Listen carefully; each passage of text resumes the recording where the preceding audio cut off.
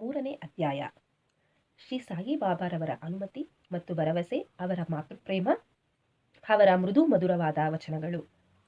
ಶ್ರೀ ಸಾಯಿಬಾಬಾರವರ ಅನುಮತಿ ಮತ್ತು ಭರವಸೆ. ಈ ಇಂದಿನ ಅಧ್ಯಾಯದಲ್ಲಿ ತಿಳಿಸಿದಂತೆ ಶ್ರೀ ಬಾಬಾರವರು ಸಚ್ಚರಿತೆ ಬರೆಯಲು ಪೂರ್ಣ ಅನುಮತಿ ನೀಡಿದರಷ್ಟೇ. ನಂತರ ಅವರು ಮುಂದುವರೆದು, ನೀನು ಸಚ್ಚರಿತೆ ಬರೆಯುವ ವಿಚಾರದಲ್ಲಿ ನನ್ನ ಸಂಪೂರ್ಣ ಸಮ್ಮತಿ ಇದೆ. ನೀನು ನನ್ನ ಕೆಲಸವನ್ನು ಮಾಡು, ನನ್ನ ವಚನದಲ್ಲಿ ನಂಬಿಕೆಯಿಟ್ಟು ಸ್ಥಿರಚಿತ್ತನಾಗು. ನನ್ನ ಲೀಲೆಗಳನ್ನು ಬರೆದರೆ ಅವಿದ್ಯೆಯು ನಾಶವಾಗುವುದು. ಅವುಗಳನ್ನು ಶ್ರದ್ಧೆ ಭಕ್ತಿಯಿಂದ ಶ್ರವಣ ಮಾಡಿದರೆ ಭಕ್ತಿ ಮತ್ತು ಪ್ರೀತಿಯ ಅಲೆಗಳು ಮೇಲಕ್ಕೇಳುವವು. ಯಾರು ಇದರ ಒಳಹೊಕ್ಕು ಪರೀಕ್ಷಿಸುತ್ತಾರೆಯೋ ಅವರಿಗೆ ಜ್ಞಾನವೆಂಬ ಅನರ್ಘ್ಯ ರತ್ನ ಲಭಿಸುವುದು ಎಂದರು. ಇದನ್ನು ಕೇಳಿದ ತಕ್ಷಣವೇ ನನಗೆ ಧೈರ್ಯ ಬಂದು ಈ ಕಾರ್ಯವನ್ನು ಯಶಸ್ವಿಯಾಗಿ ಪೂರೈಸುತ್ತೇನೆಂಬ ದೃಢವಾದ ನಂಬಿಕೆ ಹುಟ್ಟಿತು. ಆಗ ಬಾಬಾ ಅವರು ಪುನಃ ಶ್ಯಾಮ ಮಾಧವರಾವ ದೇಶಪಾಂಡೆ ಅವರನ್ನು ಕುರಿತು, ಯಾರು ನನ್ನ ನಾಮವನ್ನು ಪ್ರೀತಿಯಿಂದ ಉಚ್ಚರಿಸುತ್ತಾರೆಯೋ ಅವರ ಅಭಿಲಾಷೆಗಳೆಲ್ಲವೂ ಈಡೇರಿಸುತ್ತೇನೆ ಮತ್ತು ಅವನಲ್ಲಿ ಭಕ್ತಿ ಹೆಚ್ಚಾಗುವಂತೆ ಮಾಡುತ್ತೇನೆ. ಯಾರು ನನ್ನ ಜೀವನವನ್ನು ಮತ್ತು ಲೀಲೆಗಳನ್ನು ಶ್ರದ್ಧೆಯಿಂದ ಆಡುತ್ತಾರೆಯೋ ಅವರನ್ನು ನಾನು ಸರ್ವದಾ ಕಾಪಾಡುತ್ತೇನೆ. ಭಕ್ತರು ನನ್ನ ಲೀಲೆಗಳನ್ನು ಕೇಳಿದಾಗ ಸ್ವಾಭಾವಿಕವಾಗಿ ಸಂತೋಷ ಉಂಟಾಗುತ್ತದೆ. ಅವರಿಗೆ ನಾನು ಅಮಿತಾನಂದವನ್ನು, ಶಾಶ್ವತವಾದ ತೃಪ್ತಿಯನ್ನು ನೀಡುತ್ತೇನೆ. ಯಾರು ಮನಪೂರ್ವಕವಾಗಿ ತಮ್ಮ ತನು ಮನ ಧನಗಳನ್ನು ನನ್ನಲ್ಲಿ ಅರ್ಪಿಸುತ್ತಾರೆಯೋ, ಯಾರು ನನ್ನನ್ನು ಅಚಲ ನಂಬಿಕೆಯಿಂದ ಪೂಜಿಸುತ್ತಾರೆಯೋ ಅಂಥವರನ್ನು ಬಿಡುಗಡೆ ಮಾಡುವುದೇ ನನ್ನ ನಿತ್ಯ ಕರ್ತವ್ಯ. ಯಾರು ನನ್ನನ್ನು ಸದಾ ಆರಾಧಿಸುತ್ತಾರೆಯೋ ಅಂಥವರ ಮನಸ್ಸು ಪ್ರಾಪಂಚಿಕ ಸುಖಗಳ ಕಡೆಗೆ ಹೋಗಲಿಚ್ಛಿಸುವುದಿಲ್ಲ. ನಾನು ಅವರನ್ನು ಮೃತ್ಯುವಿನ ದವಡೆಯಿಂದ ಪಾರು ಮಾಡುತ್ತೇನೆ. ನನ್ನ ಕಥೆಗಳನ್ನು ಶ್ರವಣ ಮಾಡಿದವರಿಗೆ ಎಲ್ಲ ವಿಧವಾದ ರೋಗಗಳು ಗುಣವಾಗುತ್ತವೆ.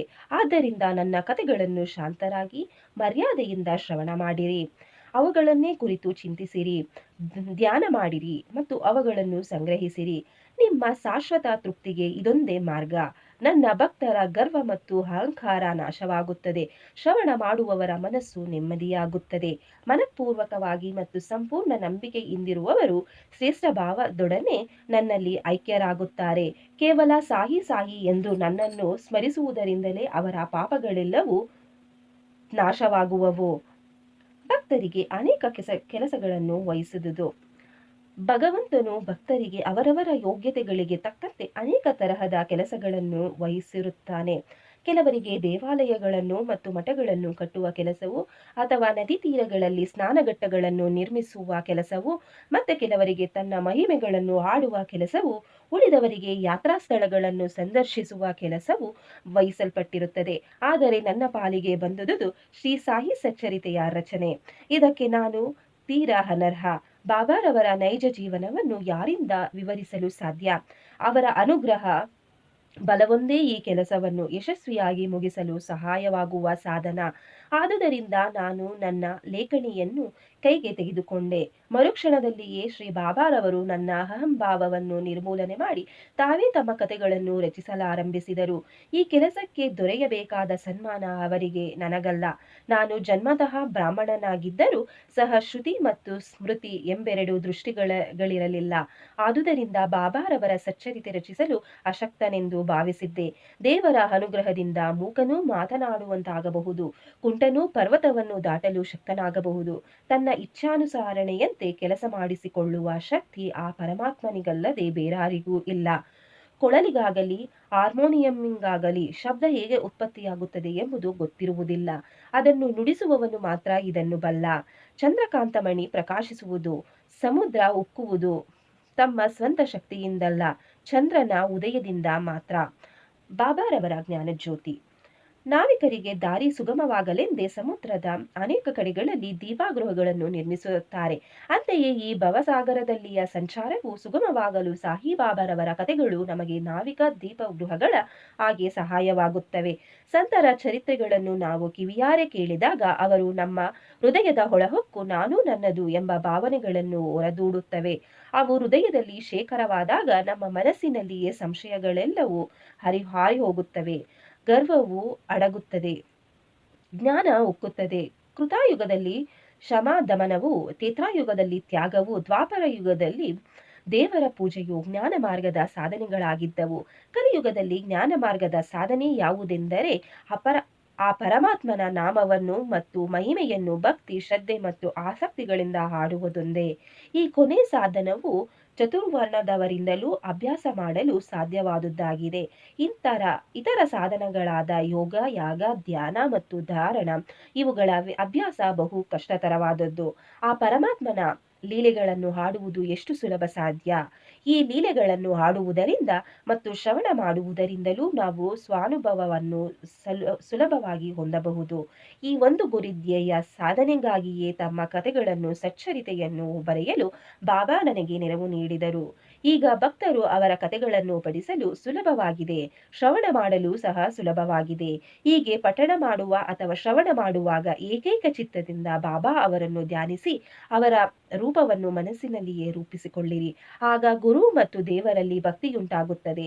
ಆಲಿಪ್ತತೆ ಉಂಟಾಗಿ ಭಕ್ತರು ಸ್ವಾನುಭವವನ್ನು ಹೊಂದಬಹುದು. ಸಾಯಿ ಬಾಬಾರವರ ಮಾತೃವಾತ್ಸಲ್ಯ. ಗೋವಿಗೆ ತನ್ನ ಕರುವಿನ ಮೇಲೆ ಎಷ್ಟು ಮಮತೆ ಇರುತ್ತದೆಂಬುದು ಎಲ್ಲರಿಗೂ ವೇದ್ಯವಾದ ವಿಷಯ. ಅದರ ಕೆಚ್ಚಲು ಹಾಲಿನಿಂದ ತುಂಬಿರುವಾಗ ಕರುವು ತನ್ನ ತಲೆಯಿಂದ ಕೆಚ್ಚಲನ್ನು ಹೊತ್ತಿ ಮೊಲೆಗಳಿಗೆ ಬಾಯಿ ಇಟ್ಟಾಗ ಹಾಲು ಹೇಗೆ ಧಾರಾಕಾರವಾಗಿ ತನ್ನಷ್ಟಕ್ಕೆ ತಾನೇ ಬರುತ್ತದೆಯೋ ಅದೇ ರೀತಿ ಕಂದನಿಗೆ ಹಾಲು ಬೇಕಾದಾಗ ಮಾತೆಯಾದವಳು ಎಷ್ಟು ಪ್ರೀತಿ ಮತ್ತು ಆದರಗಳಿಂದ ಅದಕ್ಕೆ ಹಾಲು ನೀಡುತ್ತಾಳೆ. ಮಗುವಿನ ಉಡುಗೆ ತೊಡುಗೆಗಳಲ್ಲಿ ಅವಳಿಗೆಷ್ಟು ಆನಂದ. ಆದರೆ ಮಗುವಿಗೆ ಮಾತ್ರ ಅವುಗಳ ಕಡೆ ಗಮನವಿರುವುದಿಲ್ಲ. ಆದರೆ ಅವಳು ತನ್ನ ಮಗುವನ್ನು ಅಲಂಕಾರವಾಗಿ ಶೃಂಗರಿಸಿ ಕಣ್ತುಂಬ ನೋಡುವಳಲ್ಲವೇ, ಆಗ ಅವಳ ಆನಂದಕ್ಕೆ ಪಾರವಿರುತ್ತದೆಯೇ? ಮಾತೃಪ್ರೇಮವೆಂಬುದು ಅಗಾಧ, ವಿವರಣಾತೀತ. ಅದಕ್ಕೆ ಸರಿಸಮಾನವಾದ ಪ್ರೀತಿ ಬೇರೊಂದಿಲ್ಲ. ಹಾಗೆಯೇ ಸದ್ಗುರುಗಳು ತಮ್ಮ ಶಿಷ್ಯವೃಂದಕ್ಕೆ ಅದೇ ತರಹದ ಮಾತೃವಾತ್ಸಲ್ಯಗಳನ್ನು ತೋರುತ್ತಾರೆ. ಶ್ರೀ ಸಾಯಿಬಾಬಾ ಅವರಲ್ಲಿಯೂ ಇದೇ ತರಹದ ಮಾತೃವಾತ್ಸಲ್ಯವಿತ್ತು. ಉದಾಹರಣೆಗಾಗಿ, ನಾನು 1916ರಲ್ಲಿ ಸರಕಾರಿ ಕೆಲಸದಿಂದ ನಿವೃತ್ತನಾದೆ. ನನಗೆ ಬರುತ್ತಿದ್ದ ವಿರಾಮ ವೇತನದಿಂದ ಸಂಸಾರದ ನಿರ್ವಹಣೆ ಕಷ್ಟವಾಗಿತ್ತು. ಅಂದು ಗುರು ಪೌರ್ಣಿಮೆ, ಆಷಾಢದ 15ನೇ ದಿನ. ನಾನು ಭಕ್ತರೊಂದಿಗೆ ಶಿರಡಿಗೆ ಪ್ರಯಾಣ ಬೆಳೆಸಿದೆ. ಅಣ್ಣಾ ಸಾಹೇಬ ಚಿಂಚಣಿಕರವರಿಗೆ ನನ್ನ ಮೇಲೆ ದಯೆಯುಂಟಾಗಿ ತಾವಾಗಿಯೇ ಬಾಬಾರವರಲ್ಲಿಗೆ ಹೋಗಿ, ಇವನ ಮೇಲೆ ದಯೆ ಮಾಡಿ, ಇವನ ವಿರಾಮ ವೇತನ ಸಂಸಾರ ನಿರ್ವಹಣೆಗೆ ಸಾಲದು, ಸಂಸಾರ ವೃದ್ಧಿಯಾಗುತ್ತಿದೆ, ಬೇರೊಂದು ಉದ್ಯೋಗವನ್ನು ಕೊಡಿಸಿರಿ, ಇವನ ಚಿಂತೆಯನ್ನು ಬಿಡಿಸಿರಿ, ಸಂತೋಷಗೊಳಿಸಿರಿ ಎಂದರು. ಅದಕ್ಕೆ ಬಾಬಾರವರು, ಅವನಿಗೆ ಬೇರೊಂದು ಕೆಲಸ ಸಿಕ್ಕುತ್ತದೆ, ಅವನು ನನ್ನ ಸೇವೆ ಮಾಡುತ್ತಾ ಸಂತೋಷದಿಂದಿರಲಿ, ಅವನ ಮನೆಯಲ್ಲಿ ಹೂಡಲು ಉಣ್ಣಲು ಏನೂ ಕೊರತೆ ಉಂಟಾಗುವುದಿಲ್ಲ, ನಾಸ್ತಿಕರು, ಅಧರ್ಮಿಗಳು ಮತ್ತು ದುಷ್ಟರಿಂದ ದೂರವಾಗಿರಲಿ, ಸರ್ವರಲ್ಲಿಯೂ ಸೌಜನ್ಯ ಮತ್ತು ಸವಿನಯದಿಂದ ವರ್ತಿಸಲಿ. ಇದನ್ನು ಮಾಡಿದ್ದಾದರೆ ಅವನಿಗೆ ಶಾಶ್ವತ ಸುಖ ಸಂತೋಷಗಳು ದೊರಕುವವು ಎಂದು ಉತ್ತರಿಸಿದರು. ರೋಹಿಲಾ. ಎತ್ತರವಾದ ದೃಢಕಾಯನಾದ ರೋಹಿಲಾ ಎಂಬವನು ಸಾಯಿಬಾಬಾರವರಿಂದ ಆಕರ್ಷಿಸಲ್ಪಟ್ಟ ಶಿರಡಿಗೆ ಬಂದು ನೆಲೆಸಿದ್ದನು. ಅವನು ಪ್ರತಿದಿನವೂ ರಾತ್ರಿ ಕುರಾನ್ ಪವಿತ್ರ ಗ್ರಂಥವನ್ನು ಜೋರಾಗಿ ಕರ್ಕಶ ಧ್ವನಿಯಲ್ಲಿ ಹಾಡುತ್ತಿದ್ದನು ಮತ್ತು ಅಲ್ಲಾಹೋ ಅಕ್ಬರ್ ಎಂದು ಜೋರಾಗಿ ಕೂಗಿಕೊಳ್ಳುತ್ತಿದ್ದನು. ಶಿರಡಿಯ ಜನರಿಗೆ ಹಗಲಿನಲ್ಲಿಯೇ ಬೇಸತ್ತು ರಾತ್ರಿ ಮನೆಗೆ ಬಂದು ಕುಳಿತಾಗ ಇವನ ಕರ್ಕಶ ಧ್ವನಿಯಿಂದ ಬೇಜಾರಾಗುತ್ತಿತ್ತು. ಇದರಿಂದ ರಾತ್ರಿ ನಿದ್ದೆಗೂ ಅವಕಾಶವಿಲ್ಲದೆ ಇದರಿಂದಾಗಿ ರಾತ್ರಿ ನಿದ್ದೆಗೂ ಅವಕಾಶವಿಲ್ಲದೆ ತೊಂದರೆ ಇದ್ದಿದ್ದರು. ಸ್ವಲ್ಪ ದಿನ ತಾಳ್ಮೆಯಿಂದಿದ್ದರು. ಒಂದು ದಿನ ತಾಳ್ಮೆ ಮೀರಿ ಬಾಬಾರವರ ಬಳಿಗೆ ಬಂದು, ಈ ಉಪದ್ರವನ್ನು ಹೇಗಾದರೂ ಮಾಡಿ ತಪ್ಪಿಸಿ ಎಂದು ಬೇಡಿಕೊಂಡರು. ಬಾಬಾರವರು ಈ ಮಾತಿಗೆ ಗಮನ ಕೊಡಲಿಲ್ಲ. ಅದಕ್ಕೆ ಬದಲಾಗಿ ಹಳ್ಳಿಯವರನ್ನೇ ತರಾಟೆಗೆ ತೆಗೆದುಕೊಂಡು, ನಿಮ್ಮ ಕಾರ್ಯ ನೀವು ಮಾಡಿ, ರೋಹಿಲನ ಗೊಡವೆಯೇಕೆ? ರೋಹಿಲನಿಗೆ ಒಬ್ಬ ಕೆಟ್ಟ ಪತ್ನಿ ಇದ್ದಾಳೆ, ಆದುದರಿಂದ ಅವನು ಈ ರೀತಿ ಮಾಡುತ್ತಾನೆ. ದೇವರ ಸಂಕೀರ್ತನದಿಂದ ಅವಳು ಅವನ ಕಡೆಗೆ ಬರುವುದಿಲ್ಲ ಎಂದು ಹೇಳಿ ಕಳಿಸಿದರು. ನಿಜವಾಗಿಯೂ ರೋಹಿಲನಿಗೆ ಪತ್ನಿಯೇ ಇರಲಿಲ್ಲ. ಬಾಬಾರವರು ಪ್ರಸ್ತಾಪಿಸಿದ ರೋಹಿಲನ ಪತ್ನಿ ದುರ್ಬುದ್ಧಿ, ಕೆಟ್ಟ ಯೋಚನೆಗಳು. ಬಾಬಾರವರಿಗೆ ದೇವರ ನಾಮ ಸಂಕೀರ್ತನವು ಪ್ರಿಯವೆನಿಸುವುದರಿಂದ ರೋಹಿಲನನ್ನು ರಕ್ಷಿಸಿದರು. ಬಾಬಾರವರ ಅಮೃತ ವಚನಗಳು. ಒಂದು ದಿನ ಶ್ರೀ ಬಾಬಾರವರು ಮಧ್ಯಾಹ್ನದ ಆರತಿ ಸಮಯದಲ್ಲಿ ಭಕ್ತರಿಗೆ ಈ ಕೆಳಗಿನ ಹಿತವಚನಗಳನ್ನು ನೀಡಿದರು. ನೀವು ಎಲ್ಲಿಯೇ ಇರಿ, ಏನೇ ಮಾಡುತ್ತೀರಿ, ನೀವು ಮಾಡುವ ಪ್ರತಿಯೊಂದು ಕೆಲಸವನ್ನು ನಾನು ಬಲ್ಲೆನೆಂಬುದನ್ನು ಜ್ಞಾಪಕದಲ್ಲಿಡಿ. ನಾನು ಸರ್ವರ ಹೃದಯದಲ್ಲಿಯೂ ಒಳಗಿರುತ್ತೇನೆ. ನಾನು ಪ್ರಪಂಚದಲ್ಲಿನ ಸಮಸ್ತ ಸಚರಾಚರಗಳಲ್ಲೂ ಆವರಿಸಿರುತ್ತೇನೆ. ನಾನೇ ಪ್ರಪಂಚದ ಸಮಸ್ತ ವಸ್ತುಗಳ ಮೂಲಸ್ಥಾನ, ತ್ರಿಗುಣಗಳ ಸಮ್ಮಿಲನ, ಸರ್ವ ವಸ್ತುಗಳ ಸೂತ್ರಧಾರಿ. ನಾನೇ ಸೃಷ್ಟಿಕರ್ತ, ರಕ್ಷಕ, ವಿನಾಶಕಾರ. ಯಾರು ತಮ್ಮ ಭಕ್ತಿಯನ್ನು ನನ್ನಲ್ಲಿಡುತ್ತಾರೆಯೋ ಅವರಿಗೆ ಯಾವುದರಿಂದಲೂ ತೊಂದರೆ ಉಂಟಾಗುವುದಿಲ್ಲ. ಯಾರು ನನ್ನನ್ನು ಮರೆಯುತ್ತಾರೆಯೋ ಅವರನ್ನು ಮಾಯೆ ಕವಿಯುತ್ತದೆ. ಸಣ್ಣ ಇರುವೆ, ಕಣ್ಣಿಗೆ ಕಾಣಿಸುವ ಸಚರಾಚರ ಪದಾರ್ಥಗಳು ಮತ್ತು ಸಕಲ ಜೀವರಾಶಿಗಳೆಲ್ಲವೂ ನನ್ನ ದೇಹ ಮತ್ತು ಸ್ವರೂಪ. ಇಂತಹ ಸೊಗಸಾದ ಮತ್ತು ಅಮೂಲ್ಯವಾದ ವಚನಗಳನ್ನು ಕೇಳಿದ ಕೂಡಲೇ ಗುರುವಿನ ಸೇವೆ ಮಾಡಲು ನಿರ್ಧರಿಸಿದೆ.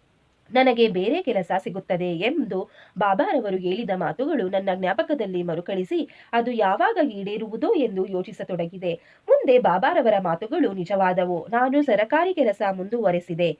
ನಂತರ ನನ್ನ ಜೀವನವನ್ನು ಬಾಬಾರವರ ಸೇವೆಗೆ ಮೀಸಲು ಮಾಡಿದೆ. ವಾಚಕರಲ್ಲಿ ಒಂದು ಭಿನ್ನಹ ಜಾಡ್ಯತನ, ನಿದ್ದೆ, ಚಂಚಲತೆ ಇದೇ ಮೊದಲಾದ ಅನೇಕ ತರಹದ ಆತಂಕಗಳನ್ನು ದೂರ ಮಾಡಿರಿ. ನಿಶ್ಚಲ ಚಿತ್ತದಿಂದ ಶ್ರೀ ಸಾಯಿಬಾಬಾರವರ ಕಥೆಗಳ ಕಡೆಗೆ ಗಮನವಿರಿಸಿ ಮತ್ತು ಭಕ್ತಿಯ ರಹಸ್ಯವನ್ನು ತಿಳಿಯಿರಿ. ಇದು ನಿಮ್ಮ ಪಾಪಗಳನ್ನು ತೊಲಗಿಸಿ ಮುಕ್ತಿಯನ್ನು ದೊರಕಿಸುತ್ತದೆ. ಬಾಬಾರವರು ಸರ್ವರ ಹೃದಯದಲ್ಲಿಯೂ ಸಿಂಹಾಸನಾಸೀನರಾಗಲಿ. ಮುಂದಿನ ಅಧ್ಯಯನದಲ್ಲಿ ಶ್ರೀ ಸಾಯಿಬಾಬಾರವರು ಶಿರಡಿಗೆ ಹೇಗೆ ಬಂದರು ಎಂಬುದರ ಬಗ್ಗೆ ಪ್ರಸ್ತಾಪ ಮಾಡುತ್ತೇನೆ. ಶ್ರೀ ಸಾಯಿ ಪ್ರಣಾಮ.